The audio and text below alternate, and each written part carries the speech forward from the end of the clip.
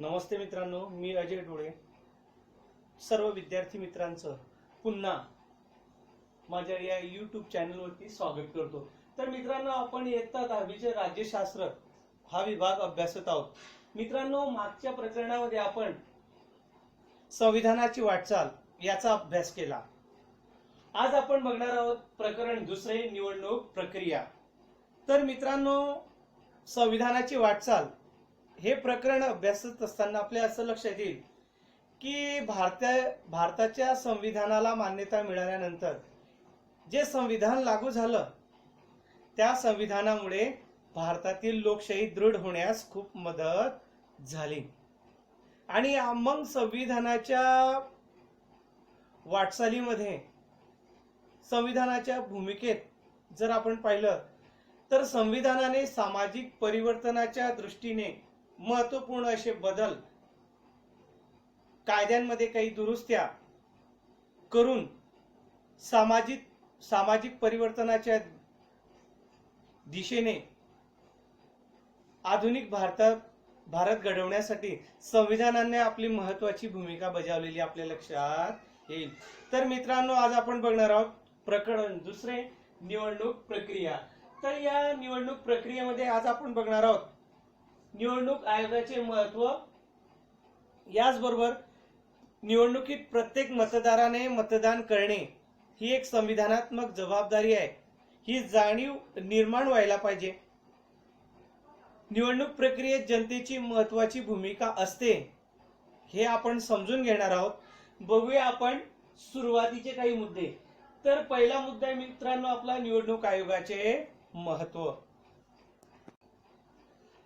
तर मित्रांनो, भारताच्या लोकशाहीच्या दिशेने होणाऱ्या वाटचालीत आपल्या देशातील निवडणुकांचा फार मोठा वाटा आहे.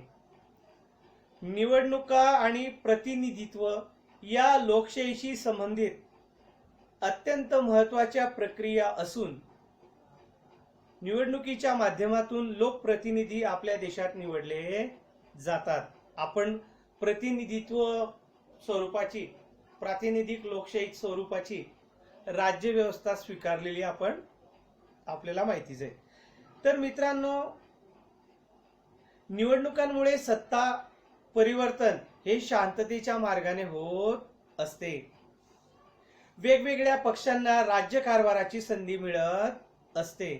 शासनाच्या धोरणांमध्ये बदल घडतात व समाज जीवनही बदलते. बघा, आपण पाहिलं की भारत देशात लोकशाही प्रकारची शासन पद्धती आहे आणि मग विविध पक्ष, अनेक पक्ष आपल्या भारतात स्थापन झालेले आहेत आणि मग त्यांची भूमिका वेगवेगळी आहे, धोरणं वेगवेगळी आहेत. सर्वांचं एकच ध्येय असतं, सत्ता स्थापन करणे, देशाची सत्ता सूत्रे आपल्या ताब्यात घेणे आणि मग आपल्या पक्षाला अनुकूल ठरतील, देशाच्या विकासाला, देश एक बलशाली बनला पाहिजे यासाठी प्रत्येक पक्षाची काही विचारसरणी असते. आणि मग त्यांना राज्यकारभार करण्याची संधी मिळाल्यानंतर, त्यांनी सत्ता स्थापन केल्यानंतर त्यांचे जे प्रतिनिधी निवडून आलेले असतात बहुमताने, ते काय करतात, एकत्र येऊन सत्ता स्थापन करत असतात आणि मग देशाच्या विकासासाठी त्यांची काही जे धोरणं असतील पक्षाची, ती धोरणे ती काय करत असतात, प्रत्यक्ष त्याची अंमलबजावणी करत असतात, राबवायला सुरुवात करतात. तर मित्रांनो, आपण जे प्रतिनिधी निवडून देतो ते कार्यक्षम, प्रामाणिक, विश्वासू, जनमताची कदर करणारे असावेत अशी एक भावना असते. तर कार्यक्षम म्हणजे जनतेच्या समस्या प्रभावीपणे लवकरात लवकर सोडवणारे. प्रामाणिक म्हणजे भ्रष्टाचारी नसावे ते सरकार. जे प्रतिनिधी असतील सरकारमध्ये ते प्रतिनिधी कशी पाहिजेत, निष्कलंक पाहिजेत, प्रामाणिक पाहिजेत, भ्रष्टाचार करणारे नसावेत. विश्वासू म्हणजे ते देशद्रोही नसावेत, देशाच्या प्रगतीला, एकतेला मारक ठरणारे नसावेत. जनमताची कदर करणारे, जनमताची म्हणजे लोकांचं काय म्हणणं आहे हे समजून घेऊन त्याप्रमाणे ते निर्णय घेणारे, निर्णय प्रक्रिया राबवणारे असावेत, अशी सर्वसामान्य जनतेची भावना असते. हुकुमशाहीमध्ये काय असतं, हुकुमशाला मनाला पटेल तसे तो निर्णय आदेश काढत असतो आणि लोकांना ते काय करत असतो, पाळावयास सांगत असतो. पण लोकशाहीमध्ये लोकांच्या कलाने, लोकांच्या मर्जीप्रमाणे लोकांना फायदेशीर ठरेल असं धोरण आखावं लागतं, तरच ते सरकार लोकप्रिय ठरत असते. बघा, तर मित्रांनो, ज्या निवडणूक प्रक्रियेद्वारे हे सरकार निवडलं जातं, हे प्रतिनिधी निवडले जातात, आपण ज्यांना निवडून देणार आहोत, ती निवडणूक प्रक्रिया ही खुली, न्याय्य आणि विश्वासार्ह असावी लागते. मित्रांनो बघा, आपल्या भारतीय लोकशाहीचे 4 प्रमुख आधारस्तंभ आहेत. त्या प्रमुख आधारस्तंभांमध्ये एक महत्वाचा स्तंभ आहे आपल्या देशातील स्वतंत्र निष्पक्ष असणारा निवडणूक विभाग. निवडणूक विभाग जर एखाद्या पक्षाची धोरण राबवताना दिसला, त्यांच्या कलाप्रमाणे निवडणूक प्रक्रिया राबवणारा असला, तर देशामध्ये काय होतं, लोकांचा विश्वास डळमळीत होतो लोकशाही व्यवस्थेवरती. तर मित्रांनो, देशाला स्वातंत्र्य मिळाल्यापासून आपल्या देशात निवडणूक आयोग स्वतंत्रपणे लोकांच्या विश्वासास पात्र ठरेल अशाच प्रकारे निवडणुका घेऊन निवडणूक प्रक्रिया राबवत आहे. आणि लोकांचा विश्वास आपल्या निवडणूक आयोगावरती, निवडणूक विभागावरती निर्माण झालेला आपल्याला दिसून येत आहे. या दृष्टीने भारताच्या संविधानाने निवडणुका घेण्यासाठी एक स्वतंत्र निवडणूक आयोगाची तरतूद केलेली आहे. भारताच्या संविधानात निवडणूक आयोग हा एक स्वतंत्र विभाग निर्माण केलेला आहे. सरकार कोणत्याही पक्षाचा असो, कोणीही देशाची सूत्रे कोणी चालवत असो, पण निवडणूक विभाग हा स्वतंत्रपणे आपलं काम करत असतो, आपलं कार्य करत असतो. तर भारताच्या निवडणूक आयोग आणि राज्य पातळीवर असणारा राज्य निवडणूक आयोग आपल्या देशातील सर्व महत्वाच्या निवडणुका घेण्याचं काम करत असतो.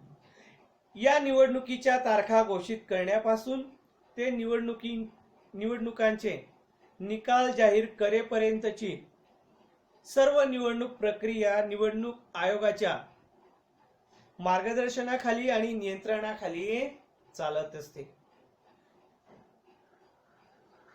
आपल्या एका मोठ्या व व्यापक लोकशाही प्रक्रियेचा भारतातील स्वतंत्र निवडणूक आयोग हा निवडणूक प्रक्रियेमधील एक महत्वाचा भाग आहे. प्रस्तुत पाठात आज आपण निवडणूक आयोगाची रचना, कार्य व भूमिका समजावून घेणार आहोत. तर मित्रांनो, निवडणूक प्रक्रियेत कोणत्या सुधारणा आवश्यक आहेत याची चर्चा आज आपण करणार आहोत. बघूया आपण पहिला मुद्दा, निवडणूक आयोग. तर मित्रांनो, भारतातील निवडणूक प्रक्रियेच्या केंद्रस्थानी अर्थातच निवडणूक आयोग आहे. भारतीय संविधानाच्या कलम 324 ने या स्वायत्त यंत्रणेची निर्मिती केली असून त्यात एक मुख्य निवडणूक आयुक्त व अन्य 2 निवडणूक आयुक्त असतात. निवडणूक आयुक्तांची नेमणूक राष्ट्रपती करतात. निवडणूक आयोगाचे स्वातंत्र्य जपले जावे म्हणून मुख्य निवडणूक आयुक्तांना सहजासहजी अथवा एखाद्या राजकीय कारणावरून पदभ्रष्ट केले जाऊ शकत नाही. निवडणूक आयोगाच्या खर्चासाठी स्वतंत्र आर्थिक तरतूद केलेली असते. तर मित्रांनो, आपण प्रातिनिधिक स्वरूपाची लोकशाही स्वीकारलेली आहे. आणि मग जे प्रतिनिधी आपल्याला निवडून द्यायचे तर ते कसे पाहिजेत, आपल्याला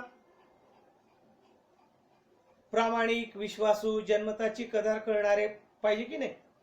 तर मग याच्यासाठी काय करावं लागतं, आपण योग्य असा प्रतिनिधी निवडावा म्हणून निवडणूक आयोग आपली महत्वाची भूमिका या निवडणूक प्रक्रियेमध्ये बजावत असतो. तर प्रतिनिधित्व म्हणजे आधुनिक लोकशाही ही प्रातिनिधिक लोकशाही आहे. लोकशाहीतील निर्णय प्रक्रियेत संपूर्ण जनतेला सामावून घेणे शक्य नाही. यातून जनतेने आपल्या वतीने काही लोकांना राज्यकारभार करण्यासाठी प्रतिनिधी म्हणून निवडून देण्याची पद्धत निर्माण केली. प्रतिनिधींनी जनतेला जबाबदार राहून जनतेच्या कल्याणाला प्राधान्य देत राज्यकारभार करणे अपेक्षित असते आणि सर्वात शेवटी लोकांचं कल्याण करणे, देशाचं कल्याण करणे हे प्रत्येक प्रतिनिधीची जबाबदारी असते आणि याच्यासाठी स्वतंत्र निवडणूक आयोग मग अशा या जबाबदार, प्रामाणिक, कार्यक्षम प्रतिनिधीची निवड लोकांमधून योग्य रीतीने, योग्य मार्गाने केली जावी म्हणून निवडणूक आयोग आपली महत्वाची भूमिका बजावत असतो. पुढे बघूया मित्रांनो आपण निवडणूक आयोगाची कार्ये. तर मित्रांनो बघूया आपण निवडणूक आयोगाची कार्ये.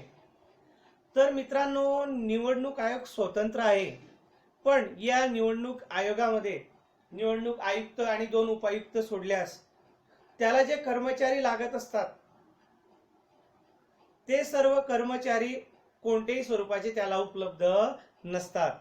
तर ते कोण असतात? निवडणूक प्रक्रिया राबवणारे इतर शासकीय विभागांमधील कर्मचारी, अधिकारी, शिक्षक, शिक्षकेतर कर्मचारी यांच्या मदतीने निवडणूक आयोग त्यांची नेमणूक करून त्यांच्या सहकार्याने, मदतीने प्रामाणिकपणे निवडणूक प्रक्रिया राबवत असतो. बघूया आपण निवडणूक आयोगाची कार्य. पहिला आहे मतदार याद्या तयार करणे.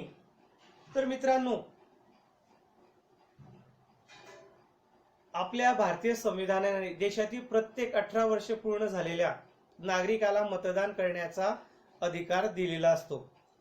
तर अशा या 18 वर्ष पूर्ण केलेल्या प्रत्येक भारतीय नागरिकाला मतदान करण्याचा हक्क असतो. तो बजावण्यासाठी त्याचे नाव मतदार यादीत असावे लागते. मतदार याद्या तयार करणे, त्या अद्ययावत करणे, नव्या मतदारांचा समावेश करणे, तसेच मयत झालेले जे काही मतदार असतील त्यांची नावे वगळणे इत्यादी कामे निवडणूक आयोग करत असतो. स्थलांतर केलेले मतदार असतील, मयत झालेले असतील, देश सोडून गेलेले असतील, अशा मतदारांची नोंद निवडणूक आयोग करत असतो. अपंग मतदारांची सुद्धा विशेष नोंद केली जाते आणि त्यांच्यासाठी विशेष सुविधाची निर्मिती त्या मतदान केंद्रावर केली जाते. तर मित्रांनो आणि अशा या मतदारची नोंदणी करण्यासाठी विशेष मतदार जागृती मोहीम राबवण्यात येते. लोकांमध्ये जनजागृती करण्यात येते. त्यासाठी राष्ट्रीय मतदार दिवस साजरा केला जातो आणि त्याला म्हणतात 25 जानेवारी हा देशातील राष्ट्रीय मतदार दिवस म्हणून साजरा केला जातो प्रत्येक निवडणूक कार्यालयामध्ये. बघूया आपण दुसरा मुद्दा निवडणुकांचे वेळापत्रक व संपूर्ण कार्यक्रम ठरवणे. तर मित्रांनो निवडणुकांचे संपूर्ण संचालन ही निवडणूक आयोगावरील जबाबदारी असल्याने कोणत्या राज्यात केव्हा व किती टप्प्यात निवडणुका घ्यायच्या हे निवडणूक आयोग ठरवते. तर आपला देश आकाराने, विस्ताराने प्रचंड आहे, विविधता आहे. तर निवडणुका ज्यावेळी घ्यायच्या असतील त्यावेळी संपूर्ण अधिकार निवडणूक आयोग आपल्याकडे घेतो. सर्व सूत्रे सत्तेची आपल्याकडे घेतो आणि काय करतो? कोणत्या राज्यात कधी घ्यायच्या, भौगोलिक परिस्थिती बघून, हवामान बघून, किती टप्प्यात घ्यायच्या हे निवडणूक आयोग काय करतो? निश्चित करतो. त्याच्या कालांतराने प्रसार माध्यमांच्या मदतीने स्वतंत्र पत्रकार परिषद घेऊन त्या निवडणुकांची तारखा डिक्लेअर करत असतो, जाहीर करत असतो. हे सर्व कोण ठरवतं? निवडणूक आयोग ठरवत असतो. त्याच्यानंतर हे तिसरं, या निवडणुकांमध्ये उभे राहणाऱ्या उमेदवारांच्या अर्जाची छाननी करणे. तर मित्रांनो निवडणुकांच्या तारखा जाहीर झाल्यानंतर विविध राजकीय पक्ष आपले उमेदवार निवडणुकीसाठी उभे करतात. तसेच कोणत्याही पक्षाचा पाठिंबा न घेता स्वतंत्रपणे काही उमेदवार निवडणूक लढवतात, त्यांना अपक्ष म्हटलं जातं. अशा अपक्ष उमेदवारांसह निवडणूक लढू इच्छिणाऱ्या या सर्व उमेदवारांना अर्ज भरावा लागतो व त्यात स्वतः संबंधी सर्व माहिती द्यावी लागते. या अर्जाची काटेकोर छाननी निवडणूक आयोग करते व पात्र उमेदवारांना निवडणूक लढवण्यास परवानगी देते बघा मित्रांनो. निवडणूक प्रक्रिया जाहीर जाते. समजा निवडणूक प्रक्रिया डिक्लेअर केली जाते, बरोबर, की या भागात या जिल्ह्यात या स्वरूपाच्या निवडणुका घेण्यात येणार आहेत. मग ते काय करतात, डिक्लेअर करतात की या अमुक अमुक तारखेपासून निवडणुकीचे अर्ज भरून घेतले जातील. आणि मग ज्यावेळी उमेदवार जो इच्छुक आहे उमेदवार निवडणुकीसाठी, त्याला तारीख निश्चित केली जाते, विशिष्ट कागदपत्रांची पूर्तता त्याला करावी लागते. आणि मग निवडणूक आयोग, निवडणूक विभागातील कर्मचारी त्याने भरलेल्या या अर्जाची छाननी करतात. त्याने कोणकोणती कागदपत्रे दिलेली आहेत, त्याच्यावरती कोणत्या स्वरूपाची गुन्हे आहेत,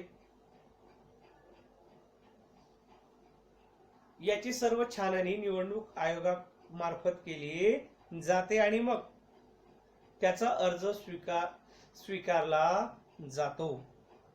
आणि मग त्याला परवानगी मिळते निवडणूक लढवण्याची. त्याला चिन्हही प्रदान केलं जातं. पक्षाचा नसेल, अपक्षांना चिन्हाचे वाटप केले जाते.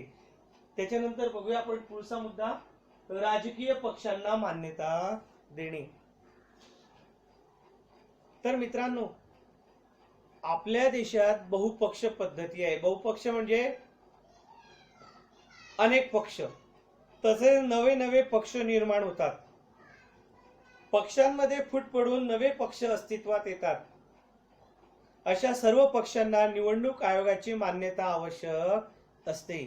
एखाद्या पक्षाची मान्यता रद्द करण्याचा अधिकारही निवडणूक आयोगाला असतो.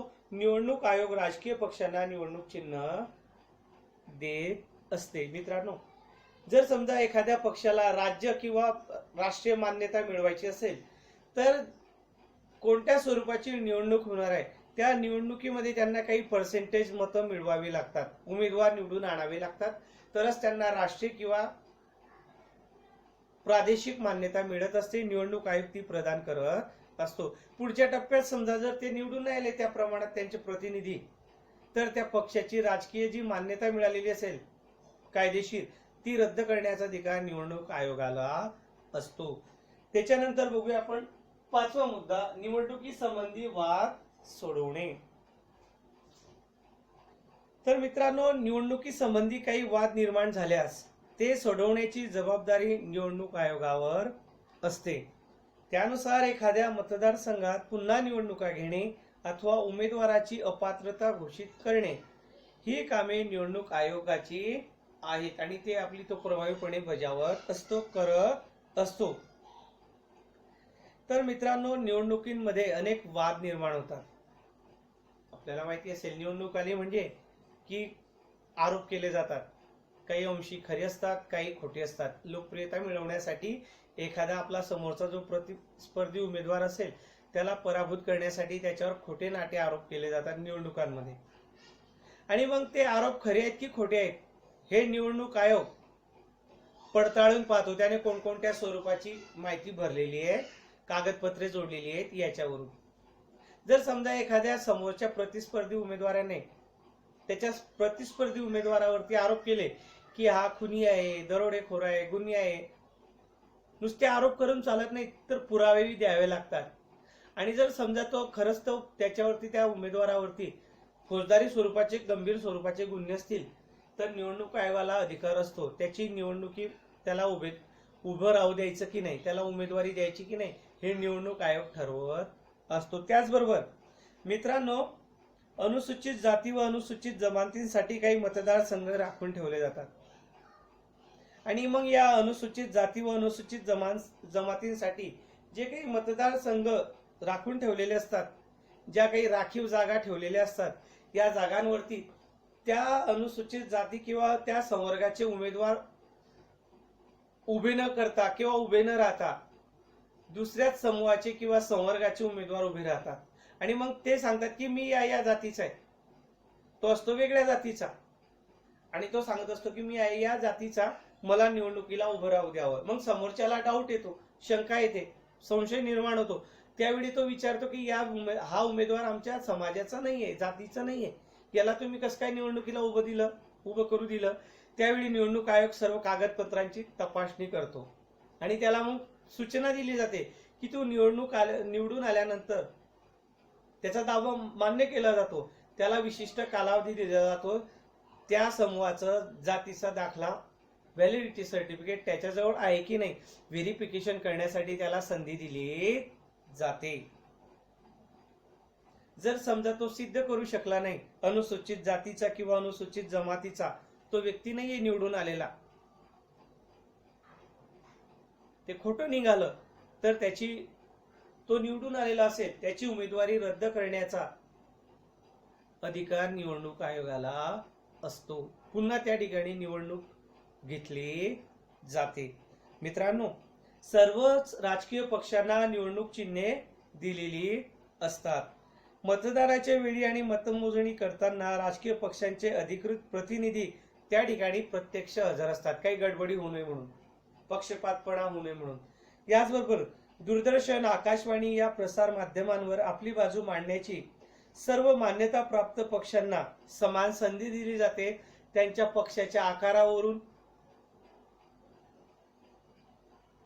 पक्षाच्या संख्यामानावरून, त्याच्या आकारावरून सर्व पक्षांना प्रसार माध्यमांमध्ये, आकाशवाणीवरती विशिष्ट वेळ किंवा ठराविक वेळ त्यांना प्रदान केला जातो. त्या वेळामध्ये ते आपल्या पक्षाची भूमिका लोकांपर्यंत पोहोचावी म्हणून प्रयत्न करत असतात, त्यांचे प्रतिनिधी म्हणून. पुढचा मुद्दा बघूया आपण मित्रांनो, मतदारसंघाची पुनर्रचना. तर लोकसभेतील एकूण सदस्य संख्या आहे 543. हे सभासद कसे निवडून येतात, तर प्रत्येक सभासद एका मतदारसंघाचे प्रतिनिधित्व करतो. म्हणजेच लोकसभेचे 543 मतदारसंघ आहेत. हे मतदारसंघ निर्माण करण्याचे काम निवडणूक आयोगाच्या परिसीमन म्हणजे डिलिमिटेशन कमिशनचे असते. कोणत्याही दबावाखाली न येता ही यंत्रणा तटस्थपणे मतदारसंघाची पुनर्रचना करत असते. एखादा नवीन भाग ती आपल्या नवीन मतदारसंघामध्ये जोडत असते किंवा वगळत असते. लोकसंख्येच्या प्रमाणावरती मतदारसंघांची निर्मिती केली जाते. मित्रांनो, मतदान करणे हे आपले कर्तव्य असते आणि जबाबदारी असते. तर मित्रांनो, कधी कधी या निवडणुकीमध्ये जे उमेदवार निवडणुकीला उभे असतात तर त्यांच्याकडून मतदारांना आमिष दाखवली जातात आणि मग ही जी आमिष असतात, जी काही लालूच दाखवली जाते, तर ती आचारसंहिता भंग करणारी असते. कधी कधी उमेदवारांकडून या मतदारांना घरगुती वापराच्या वस्तूंचं वाटप केलं जातं. ते म्हणतात की आम्हाला निवडून द्या, आमच्या पक्षाच्या माणसाला निवडून द्या, आम्ही तुमचे पाणी प्रश्न सोडू. विविध आश्वासनं ते देत असतात. घरघरी जाऊन मतदारांना भेटणे व निवडून देण्याची ते विनंती करत असतात. पैशांचं आमिष दाखवलं जातं. जाती व धर्माचे आवाहन करून पाठिंबा मिळवायचा प्रयत्न केला जातो. या सर्व बाबी अनैतिक निवडणुकीमध्ये अयोग्य समजल्या जातात. मित्रांनो, निवडणूक ही निष्पक्षपणे राबवली जावी म्हणून निवडणूक आयोग आपली महत्वाची भूमिका प्रभावीपणे राबवत असतो. लोकांचा विश्वास आहे आपल्या भारतातील जनतेचा निवडणूक आयोगावरती. कधी आपल्या देशामध्ये पक्षपातपणे निवडणुका पार पडलेल्या नाहीयेत. तर मित्रांनो, या निवडणूक आयोगाने जी काही आचारसंहिता लागू केलेली असेल तिचं सरकारला सुद्धा पालन करावं लागतं. जनमत प्रभावी ठरेल अशा घोषणा योजना सरकार जाहीर करू शकत नाही. तर मित्रांनो, निवडणूक जाहीर झाल्यानंतर निवडणूक आयोग हा सरकारपेक्षा प्रभावी ठरत असतो. किंवा जर तो निवडणूक आयुक्त आहे देशाचा प्रमुख, तो जर निष्पक्ष असेल, प्रामाणिक असेल, तो कोणत्याही सरकारच्या प्रभावाखाली न येऊन कोणत्याही नेत्याच्या किंवा पक्षाच्या स्वतंत्रपणे आपले निर्णय घेतो आणि मग जबाबदारीपणे देशामध्ये निष्पक्षपणे निवडणुका पार पडण्यासाठी तो महत्वाची भूमिका बजावत असतो. पुढच्या तासाला बघूया आपण निवडणूक आयोगाची निवडणूक प्रक्रिया आणि आणखी बरेच महत्वाचे मुद्दे. तोपर्यंत रजा घेतो. धन्यवाद.